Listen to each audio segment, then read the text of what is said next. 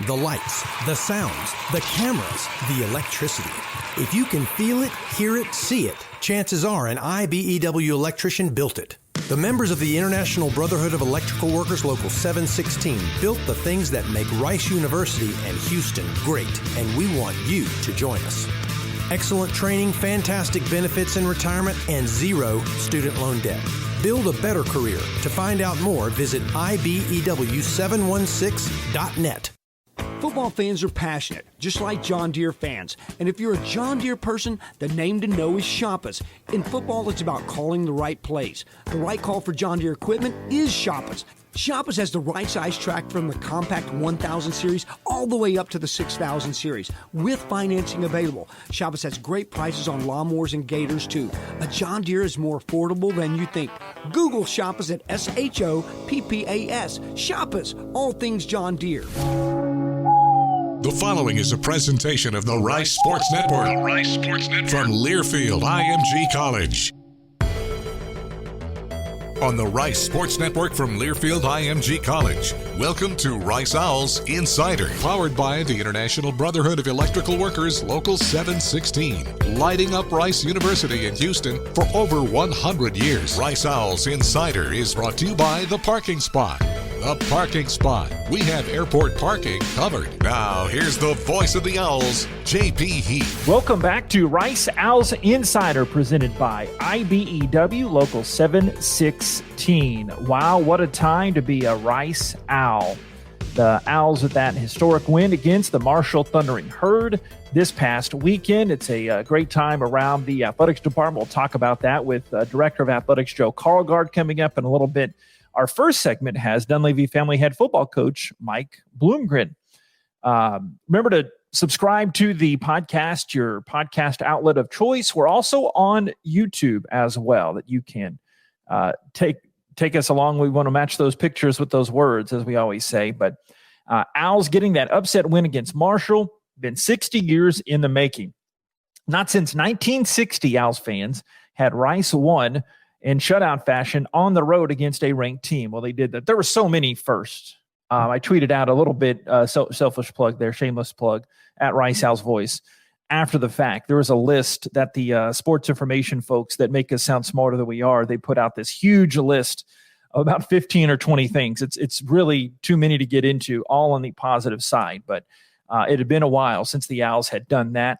And you like that there's chances of more where that came from here in the near future with the leadership of head coach Mike Bloomgren. And other big stat of that one, it broke a streak of 23 years since the Owls had defeated a ranked team. So a lot of good out of that. And we'll talk about some of that next, and also look to the upcoming opponent, the UAB Blazers, with Coach Bloomgren and our radio guest on the other side of the aisle, the great David Crane.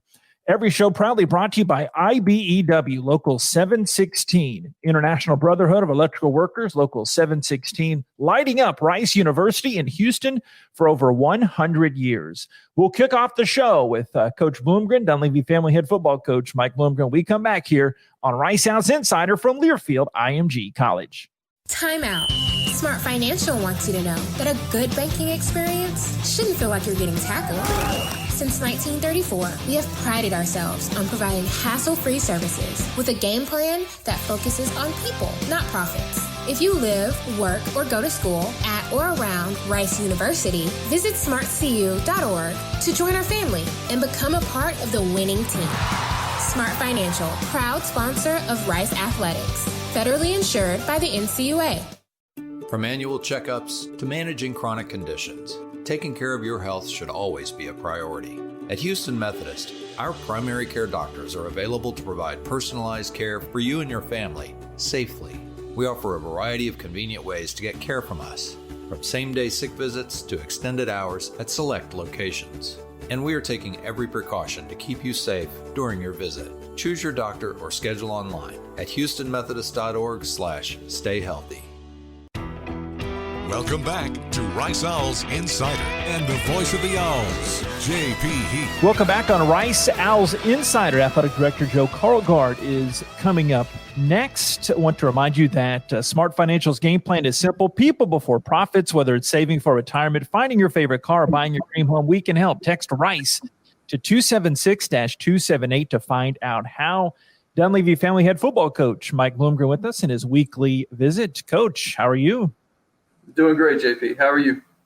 Outstanding. You got to be honest with me. You always are. It's one of the really many cool things about you. Of these 600 texts you got after the W, 499 you've responded to? About how many so far? Ooh, I don't want to lie to you, so I want to pull up my phone and check that right now. Hey, live recorded coverage here, Coach Bloomgren. So I have 237 remaining. Okay. Hey. So it's progress. a process. Yeah, it's a process. You got to knock it out. See what I did there. All right, Coach. Historic win. So great to just be a part of that. But so many stats of like first time since notes on that W. What stuck out to you most? So much was accomplished. What are the 2 or 3 things that have stuck out to you most in the days since that big W? Yeah, I think the energy that we played with was tremendous. I think the fact that we did believe in ourselves and believe in each other. And that was our ace. That was what, at the end of the day, that was the biggest thing. And then, for our team to overcome the adversity they did through the week and in terms of the people that were not present for the game, that was incredible. And so you had an offense that did some good things and found a way to still get first downs and still found a way to possess the ball for 36 minutes, 13 minutes more than Marshall did, and end the game on the field in the fourth quarter in a 4-minute offense. And then, wow, that defense. Those 5 freaking turnovers that absolutely changed the game. One of them taking it back to the crib, watching Naeem return that to the house was amazing in his first game back with us this season. So many good things, so many great emotions, and just really fun. A lot of national attention coming out of that. How have you observed the team kind of at the same time basking in that glow, but you still have to move on here, like you talked about earlier today. You have to move on to the next chapter here with UAB. We do, and that victory locker room was special, and that's something I'll never forget. And I'm so glad I got to be a part of it with these guys that I care so much about. But what they've heard me say is constant from day one, right? Step by step, brick by brick process. And we understand that if we want to have success this week, what we did last Saturday is not going to give us a single point, a single stop, a single interception. So we have to work the right way.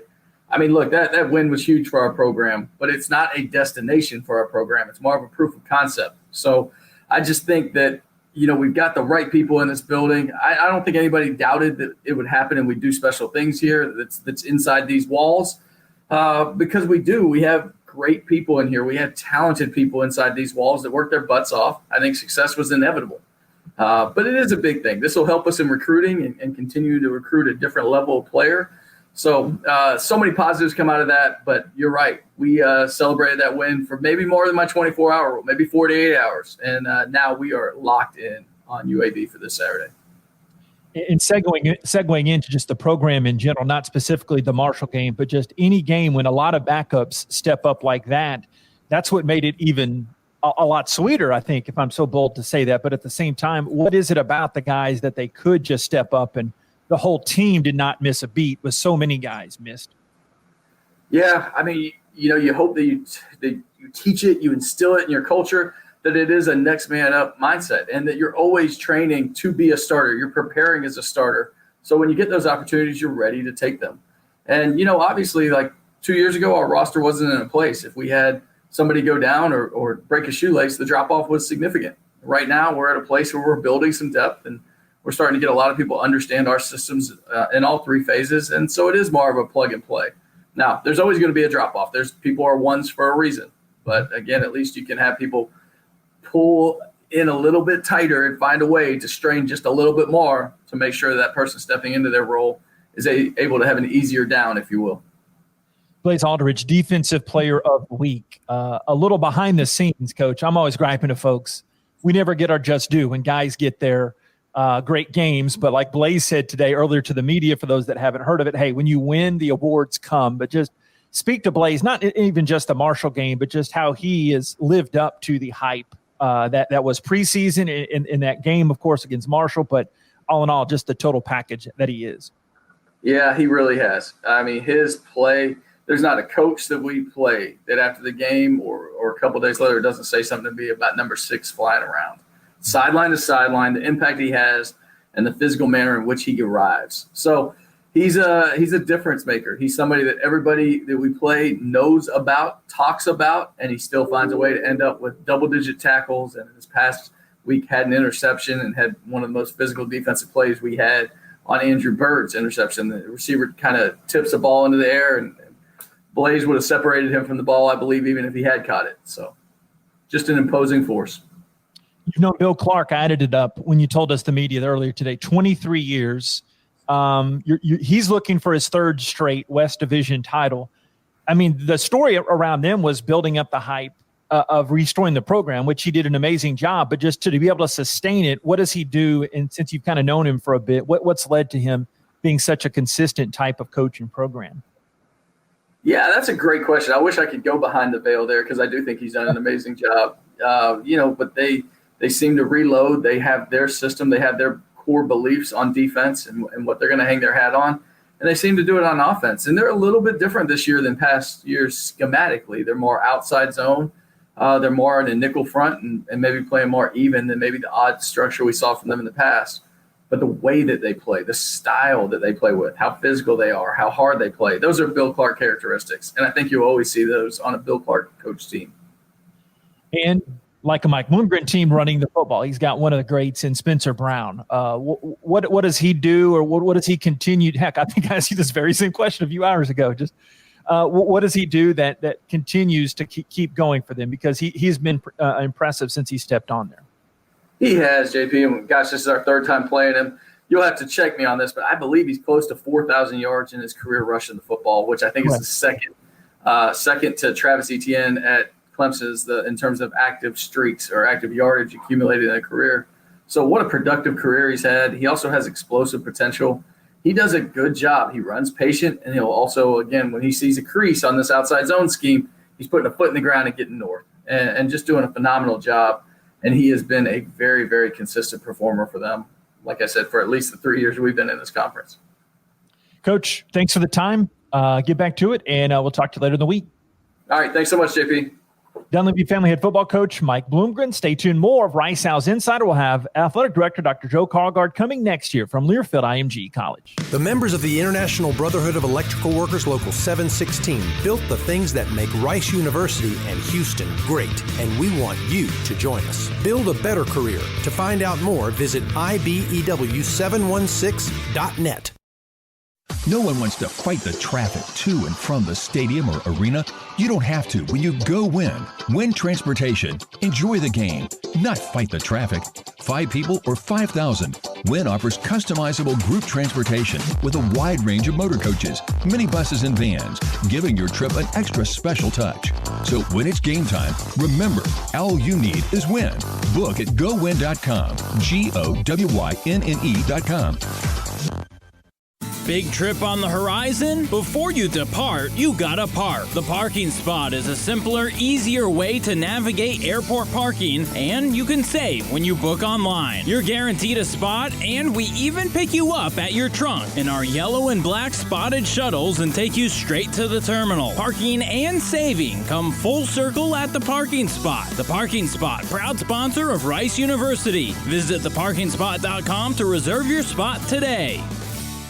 Hey, real quick, we know you're listening to this show because you love your college football team. Or you just can't quit your college football team. But either way, I'm pretty sure on some level, you're into college football as a whole. Yeah, that sounds right. So if you're way into all things college football, you gotta listen to the Solid Verbal College Football Podcast. Strongly agree. We've got preview podcasts, recap podcasts. We do a weekly space-themed big picture college football podcast because, I don't know, we like space and we like college football. Exactly. And that's because we don't just love college football on the Solid Verbal College Football Podcast. We live it. Correct. Search for the Solid Verbal wherever you listen to any of your podcasts, or head to solidverbal.com to make it easy and find all the info you need to subscribe to the show absolutely free. listening to Rice Owls Insider. Let's rejoin JP Heath. Welcome back on Rice Owls Insider. Down, said, head on over to Little Woodrow's in Rice Village. Little Woodrow's is definitely the place to be. Follow them on Facebook and Instagram to stay updated with their upcoming events. Little Woodrow's, your local Texas bar and grill. Joining us now here on Rice Owls Insider, Dr. Joe Carlgard, athletics director here at the Institute. Joe, how are you? Well, I'm pretty good. All things considered, we're coming off one of the best weekends that I can think of in my, I guess, a little over 7 years here. So still really, really excited about all that. Yeah, December 5th, 2020, just what an overall day for the athletics department. And talk to you briefly on that trip, but just kind of speak to what that meant, that upset win in Huntington, and hopefully a lot more of those to come in the future. But as you saw it on that trip, what were your memory? What are the memories you'll take with you? I'll remember how I felt, before the game, during the first quarter, right up until halftime. I think I went in there in some ways with the same attitude that the guys had, which is, let's let her rip and see what can happen. As we got up 20-0, I started to get more and more nervous, about the outcome, just because I think the expectations for the team, at least the outside expectations, probably weren't very high. And as we got out to nearly a 3-touchdown lead, they started to ratchet up a little bit. I was just really proud of the way they finished the game. I mean, it's the way our team is designed. We played so well defensively at the end. And then we were able to really, grind the clock. I think there was a drive at the end of the game that was something like 6, 7, 8 plays, 19 yards, but it took 5 minutes off the clock, which is, you need those at the end of the game. It doesn't really matter how many yards you're getting, that you can, in a single possession, take that much time off the clock is really important. Yeah, and just that the other guys stepped up. The win itself would have been great on the road in a conference game, but just doing it against a ranked team, that's amazing. And then the parts they did it with, without your starting quarterback, running back, a wide receiver, and a couple guys on defense, it was already sweet to begin with, but it seemed like just the way they did it in the aftermath of it made it even sweeter.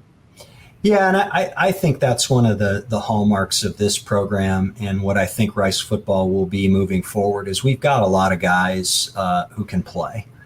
And, they're willing and ready to step up into starting roles if they're needed.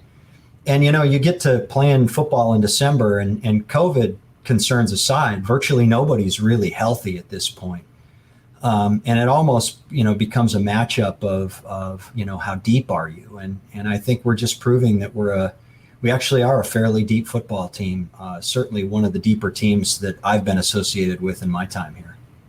Yeah, we'll move on in a second, but like I'd said on the broadcast, it made some of the clips that they don't ask you who played. They the final score in the Owls certainly got that done. But what are the prospects now? And I realize this is an unfair question, but it has been a lot of the scuttlebutt around. But December 19th game, regular season and or a bowl game after that, or there have been a lot of rumors with the Cougars mixed in with some of that. But how does it stand right now with understanding that it could change soon?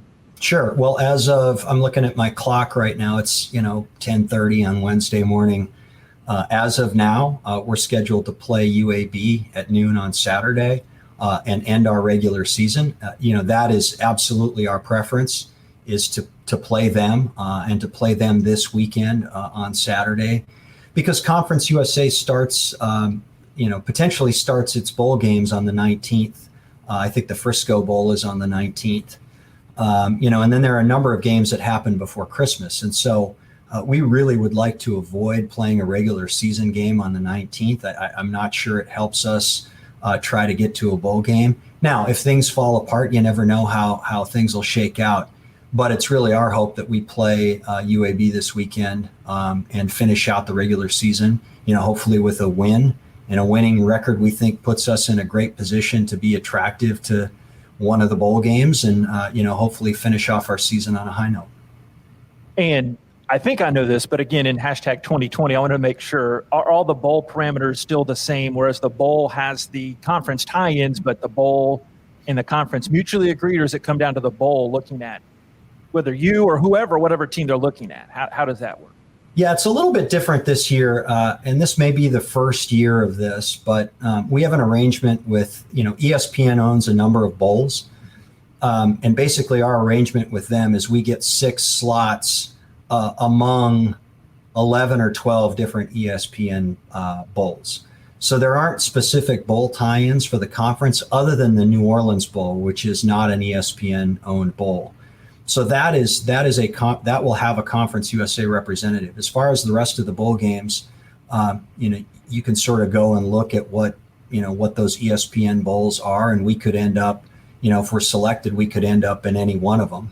You think there's probably more likelihood that we try to stay in Texas or within a short distance from whatever the bowl game is. But you never know. And I'm hopeful that shortly after the game on Saturday or on Sunday that we'll know what's going on, the rest of the month. So December 5th, 2020, not only a day of the monumental football win, first time in 60 years, all the big stats that came after that, winning ranked team on the road, all that great stuff, but also the men's and women's basketball teams remain undefeated. Just speak to the basketball teams and how they've gotten things, not surprisingly, in the right direction here at the start of the year. Yeah, I mean, the women, that game against Texas Tech was scheduled, 4 or 5 days before we played it. They'd lost a couple of games. We lost our game with UT Arlington. It just made all the sense in the world for us to play them.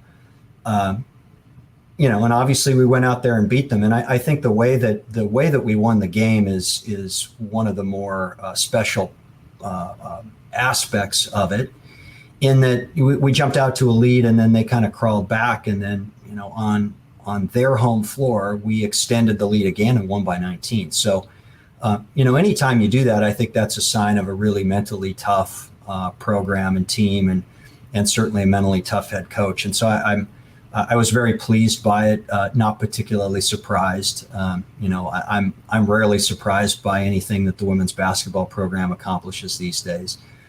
And the men, we've gotten off to a 4-0 start. I think it's the first or second. We've had maybe one other 4-0 start in the last 20 years. So that's obviously great. A little disappointed that our game against UH won't happen this weekend. But we're trying to fill out our non-conference throughout the rest of this month as best we can, and get as many games in as we can. And really, with a I don't want to say it's a young team, because we've got some older guys on the team, but with a bunch of newcomers, I think that, the goal here really is to try and get a lot of guys a lot of different minutes, see what combinations work best on the floor, see what our players can do and how they gel together before we get to conference play, the first of the year. And so I think we're achieving all of those goals for that program as well, and just really excited about what may be on the horizon for them. We talked about this a few weeks ago, and we're seeing it now with U of H in their COVID cases, even with Coach Sampson and his staff. And I'm knocking on a lot of wood here, or glass, on this kitchen table I have here. But what are the parameters in such with contact tracing? I mean, is that still with the crisis management team on campus? Are there other conference things you figure? Because like with the close proximity of basketball, just the nature of the sport and being indoors, it seems that it would be obviously a lot different than football and some of those guidelines. Yeah, each institution is responsible for their own contact tracing, and they usually do it within the guidelines of state and local government officials. On our campus, we've got a couple of people assigned to it. One within the athletics department, one outside, and I feel really good about the contact tracing. I have absolutely no involvement in it, but I'm always informed in who was caught up in the trace. I think one of the interesting things, JP, is that we don't have any real evidence that the virus has spread as a result of a football game. Game being played where you had positive cases on the field and the virus spreading that way. Basketball could be a different issue. I mean, we're still at the beginning of the season, so who knows? And I think the sharing of information among institutions around positive cases will be really important from a tracing and virus mitigation standpoint. We're going to want to know, after a game is played, the health of the team that we just played for the next, week or so that we can effectively mitigate the spread of the virus on our own team. And I'd be remiss if I didn't ask about that. Having fans at the game, what went into that? Because I know a couple weeks ago you were out front and saying, hey, we really want this to happen. It just wasn't the time. But with the Saturday game against UAB, how good does it feel to have the fans back in, and what led to that final decision? Yeah, it may seem as though, us beating Marshall led to a different decision, but actually we got word on Friday before the game that that campus was going to allow us to have a limited number of fans at the game. I think, having our students off campus, gives campus officials who are charged with making these decisions a little bit more comfort. Now, the virus is spreading a little more rapidly in Houston, and so that's of some concern. But the game is outside. We've got a really big stadium, and we're not having many people there. So, we need to effectively spread them out, make sure that they're masked and taking care of all their protocols. JP, we just keep knocking on the door and asking, because we know that it's important to our fans that they're able to see us in person. We've got some really passionate people out there that, are just waiting for an opportunity to see our basketball teams play, and, have waited really patiently throughout the football season. So I'm glad that we're able to at least get them to one game. And I'm knocking on some wood right now because, we've had games canceled at the last minute. So provided that we get the game in, I think that'll be a really nice treat for our fans. And we're hopeful that, once we get to the first of the year, that we'll be able to get some fans to our winter and spring sports as well. Well, Joe, thank goodness 2020 is almost over. I say that from the whole year. I'm going to miss talking to you here in this December schedule, but I think we're kicking these back up in the spring. But just I might see you, but just in case I don't, Merry Christmas, Happy Holidays, and all that good stuff. Thanks for what you're doing, and we'll talk to you in a much better 2021, right? Yeah, I appreciate it, JP, and I listened to some of your calls on Saturday, and they gave me goosebumps. So we really appreciate everything you do as well. Oh, thanks. That's an honor. I appreciate it. Thank you, Joe. We'll talk to you soon. Joe Carlgard, athletic director here at Rice University. Stay tuned. Coming up, we'll talk to David Crane on the UAB side of things, previewing those Blazers here from Learfield IMG College. Football fans are passionate, just like John Deere fans. And if you're a John Deere person, the name to know is Shoppas. In football, it's about calling the right plays. The right call for John Deere equipment is Shoppas. Shoppas has the right size track from the compact 1000 series all the way up to the 6000 series with financing available. Shoppas has great prices on lawnmowers and gators too. A John Deere is more affordable than you think. Google Shoppas at SHOPPAS. Shoppas, all things John Deere.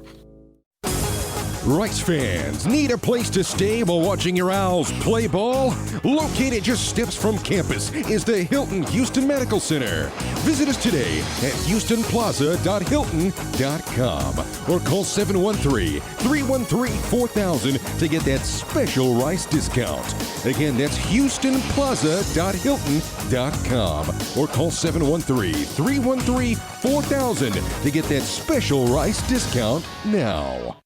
Have no post-game plans? You do now. Head down the street to Little Woodrow's in Rice Village and relax over indoor and outdoor games, sports, and drink specials that a college student cannot refuse. All you have to do is bring your student ID to enjoy $2.50 domestic drafts. Also, don't miss out on our Monday college nights as we've got $2 domestic drafts and $3 shots. Follow us on Facebook and Instagram to stay updated on all our upcoming events and specials. Little Woodrow's, the official Rice Owls game day headquarters.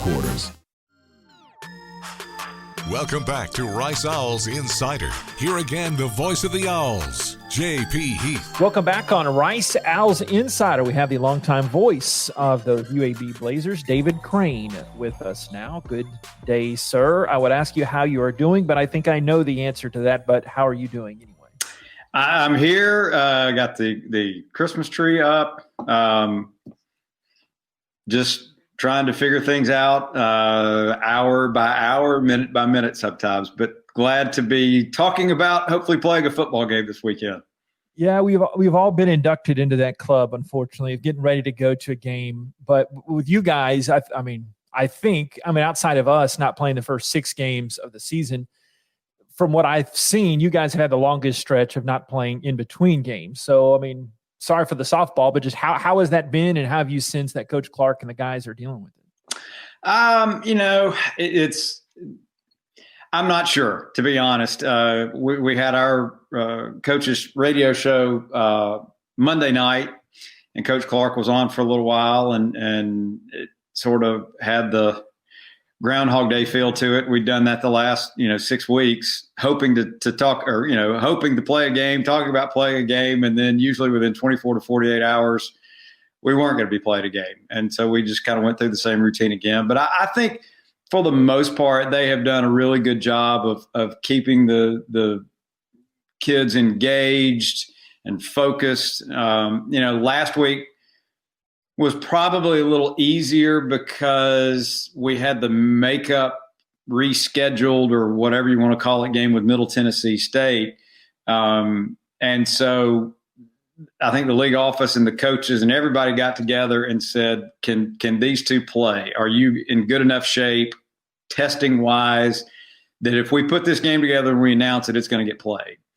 And Coach Clark said yes. And I think Rick Stockstill said, yeah, we're in good shape, so let's do it. And so there was the excitement of, yeah, we're going to play a game. Coach Clark said that the room lit up when he went in and told the players, we're playing, we've got a game.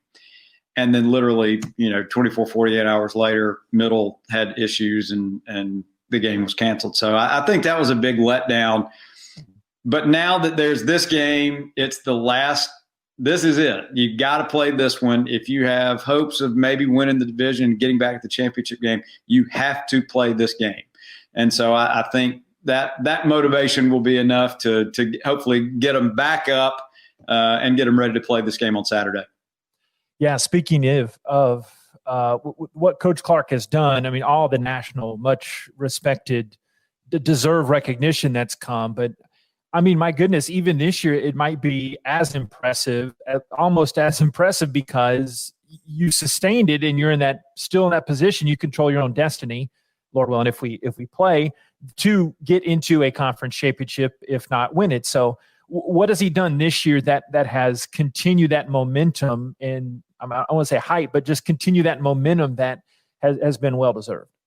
I think they've found a pretty good formula for how they want to recruit, who they want to recruit, how they want to assemble a roster, the type of young men they want to recruit. So I think that sort of blueprint is there, and they've been following it the last several years, not just since the return, but in the lead up to the return in 2017. So I think they feel pretty good with the type of players they've got and the character of those guys. And I think that's a huge part of it. There's been stability in the coaching staff. That always helps. Not a lot of turnover. He hadn't had to replace a lot of coordinators over the years. So the coaches are familiar with one another. They know how things are supposed to work, how the head coach likes them to work.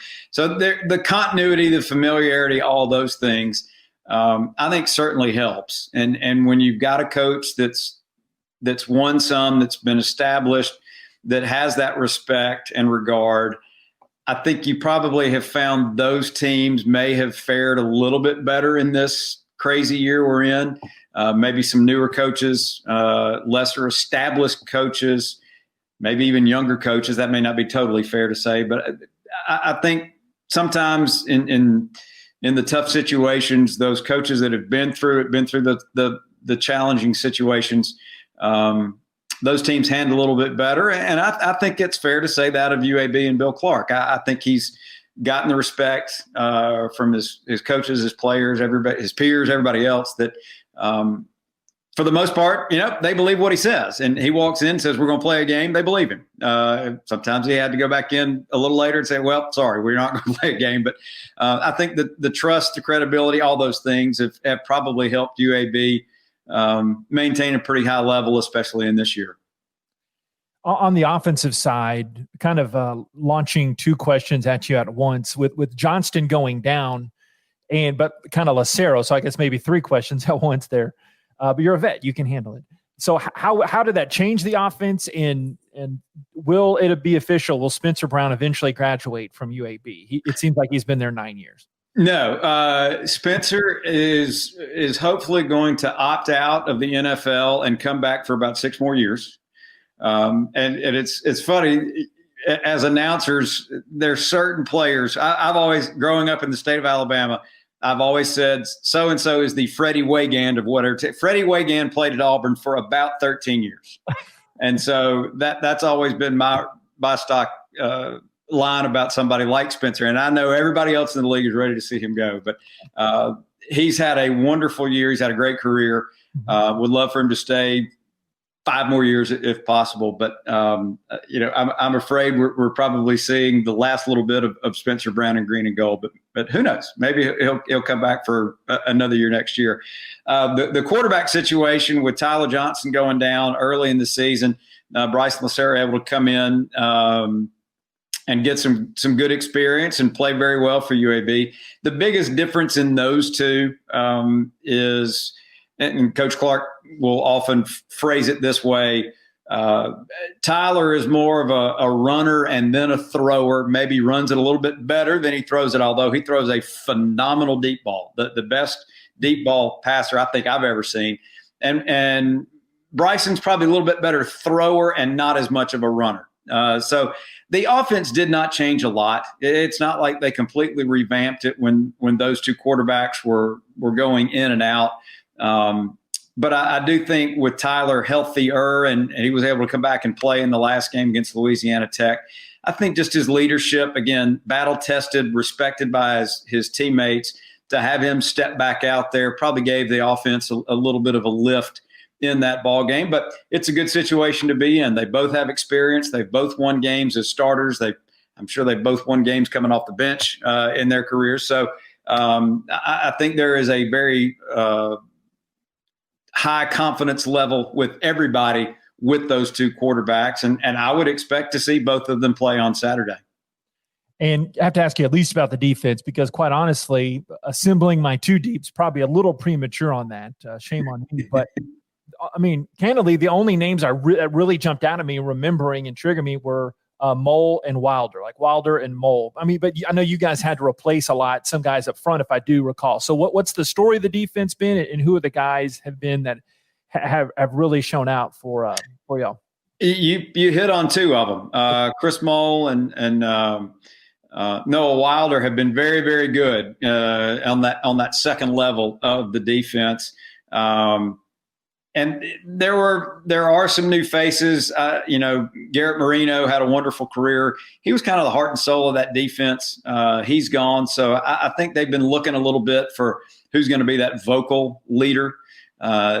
And you had some secondary mixing and matching. Will Bowler's played really well. I think those are your top 3 tacklers for UAB this season. But I think there's just been a steadiness in all 3 levels. The defensive line has been solid. The linebackers have been really good. And Bronte Harris coming back to the secondary was a lift, I think. But for the most part, that group has played well too. So you may not look down there and like I said, see a Garrett Marino that is the obvious leader of the defense. But certainly, I think this game gets played. You're going to be calling Chris Mole's name a lot. You're going to be calling Noah Wilder's name a lot. And I think the coaching staff would probably tell you they need to see a little bit more out of that defensive line. UAB's been very good the last couple of years with tackles for loss, pressuring the quarterback and quarterback sacks. And in the last 2 games, which was well over a month ago, both of those numbers in particular were way down. I think UAB may have had 1 sack combined in those 2 games, and the number of tackles for a loss was way down. So, and not that that's all the defensive line's fault, but I think they would probably love to see a little more productivity from that group in those 2 areas. David Crane, Land of Great Barbecue in Alabama. We got some good stuff over here in Houston. Lord willing, David, hopefully you get to sample some of that great grub coming up here this weekend. Thank you, brother. I don't care if it's peanut butter and jelly sandwich in the press box, as long as we get to play. Thank you, sir. We'll talk to you soon. You bet. It's a great David Crane here on Rice Owls Insider. I'll be back to wrap up the show right after this from Learfield IMG College. The members of the International Brotherhood of Electrical Workers Local 716 built the things that make Rice University and Houston great, and we want you to join us. Build a better career. To find out more, visit IBEW716.net. Time out. Smart Financial wants you to know that a good banking experience shouldn't feel like you're getting tackled. Since 1934, we have prided ourselves on providing hassle-free services with a game plan that focuses on people, not profits. If you live, work, or go to school at or around Rice University, visit smartcu.org to join our family and become a part of the winning team. Smart Financial, proud sponsor of Rice Athletics, federally insured by the NCUA. The Wyndham Houston Medical Center Hotel and Suites is the preferred hotel for anybody visiting the Medical Center, the Museum District, or Rice University. We offer the largest suites in the Medical Center, complete with full kitchens, and our full-service restaurant and outdoor pool will make your stay complete. We look forward to having you experience the Wyndham Houston Medical Center Hotel and Suites soon. And if you need a group rate or need 10 or more rooms, don't forget to call 713-528-7744. That's 713-528-7744.